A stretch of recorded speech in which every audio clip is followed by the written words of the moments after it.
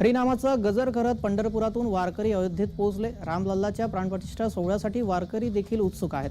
हरिनामाचा गजर करत वारकऱ्यांनी रामलल्लाचं दर्शन घेतलं।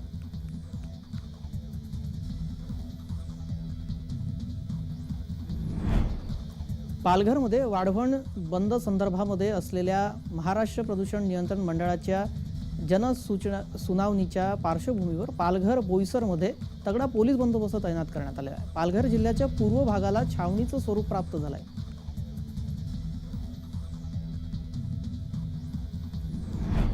सिन्नर तालुक्यातील माळेगाव येथील नामदेव रामचंद्र काकड यांच्या मळ्यामध्ये ऊसतोड चालू असताना बिबट्याची 3 पिल्लं दिसली। त्यांना सुरक्षितरित्या बिबट्या मादीच्या संपर्कात ठेवण्यात आलेला आहे। वन विभागाने लावलेल्या ट्रॅप कॅमेराद्वारे बिबट्याची मादी पिल्लांना घेऊन जाण्याचं दृश्य कैद झालं।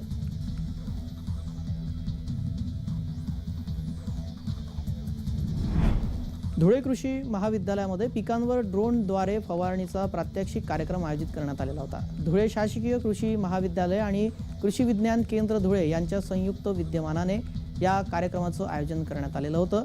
कृषी क्षेत्रामध्ये नवनवीन तंत्रज्ञान येत असून आता ड्रोनद्वारे शेतात फवारणी करणं सुलभ झालेलं आहे।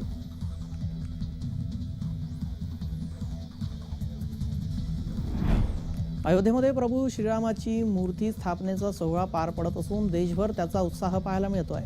त्या निमित्तानं अनेक कलाकार आपली कला साकारत आहेत। नाशिकच्या सिन्नर येथील चित्रकार प्रदीप शिंदे या कलाकाराने प्रभू श्रीरामाच्या प्राणप्रतिष्ठा सोहळ्यानिमित्ताने पिंपळच्या पानावर श्रीरामाचं चित्र कोरत आपली कला साकारली।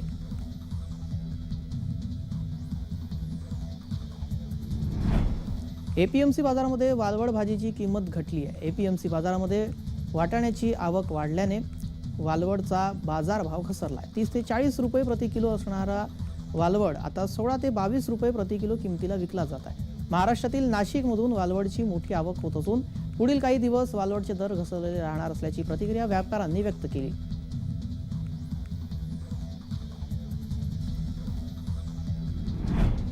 संभाजीनगर येथील शहानूर मिया दर्गा परिसर येथे घरगुती वापराच्या सिलेंडरमधून गॅस व्यावसायिक सिलेंडरमध्ये भरताना 2 आरोपींना अटक करण्यात आली।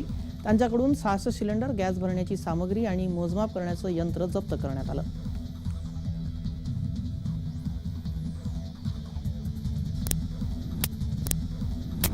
अयोध्येमध्ये होत असलेल्या रामलल्ला प्राणप्रतिष्ठा सोहळ्यानिमित्त नाशिकमध्ये ठिकठिकाणी उत्सव होणार आहे। नववर्ष स्वागत समितीकडून शहरात 15,000 बुंदी लाडूचं वाटप केलं जाणार।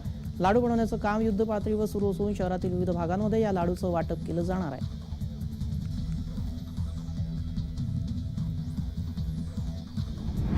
नाशिक जिल्ह्यात 2,08,000 जणांना कुणबी प्रमाणपत्र मिळणार।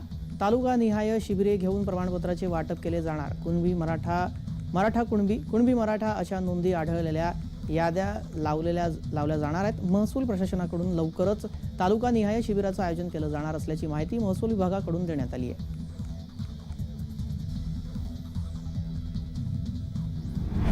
प्राणप्रतिष्ठा सोहळ्यासाठी राम मंदिराच्या सजावटीला सुरुवात झाली आहे। राम मंदिरामध्ये 20 तारखेपासून विद्युत रोषणाई केली जाणार। प्राणप्रतिष्ठा सोहळ्याची तयारी अंतिम टप्प्यात येऊन पोहोचली आहे।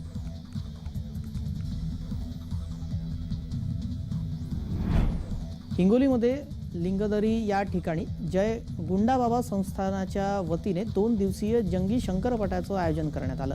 बैलजोड्यांना मान्यवराच्या हस्ते बक्षीस वितरण करण्यात आलं।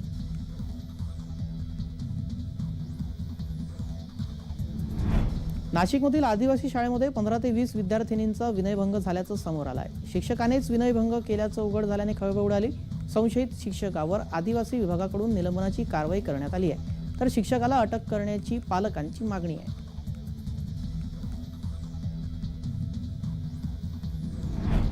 दुचाकी स्वारांनी बसवर दगडफेक केली। अचानक झालेल्या दगडफेकीमुळे चालकासह बसमध्ये असलेले प्रवासी घाबरून गेले। या दगडफेकीमध्ये बसच्या चालकाच्या समोरील काचा फुटल्या, तर पाठीमागील 5 खिडक्यांच्या काचा फुटल्याने मोठं नुकसान झालं। पोलीस या संदर्भात अधिक तपास करत आहेत।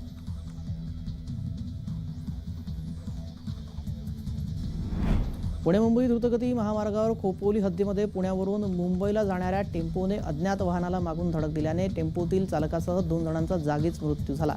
या अपघातामुळे पुणे मुंबई महामार्गावरील वाहतूक खंडाळा घाटामध्ये काही काळ विस्कळीत झाली होती।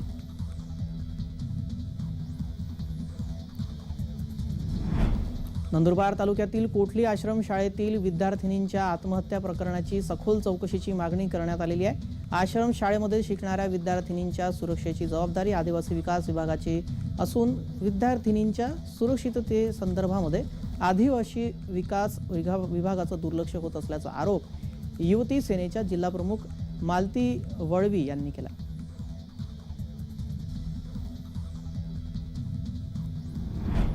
सांगलीच्या मिरजेमध्ये भाजपा आणि जनसुराज्य पक्षाच्या वतीने राम मंदिर मूर्ती प्राणप्रतिष्ठेच्या पार्श्वभूमीवर भव्य राम आणि राम मंदिराची रांगोळी साकारण्यात आली। प्रसिद्ध रंगवलीकार आदम अली मुजावर यांनी 50 बाय 100 फूट आकाराची सुरेख अशी प्रभू श्रीरामाची प्रतिकृती साकारली। तसेच राम मंदिराची ही सुंदर प्रतिकृती रेखाटण्यात आली आहे।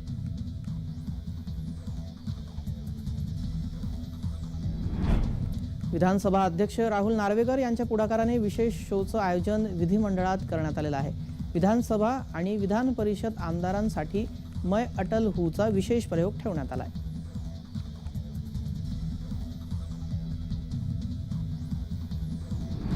अभिनेत्री प्रियांका चोप्रा आणि निक जोनस यांची मुलगी मालती मेरी हिचा नुकताच दुसरा वाढदिवस साजरा झाला। मालतीचा दुसरा वाढदिवस तिने तिच्या कुटुंबांसोबत साजरा केला। प्रियंकाने तिच्या लेकीचा वाढदिवस मोठ्या थाटामाटात साजरा केला।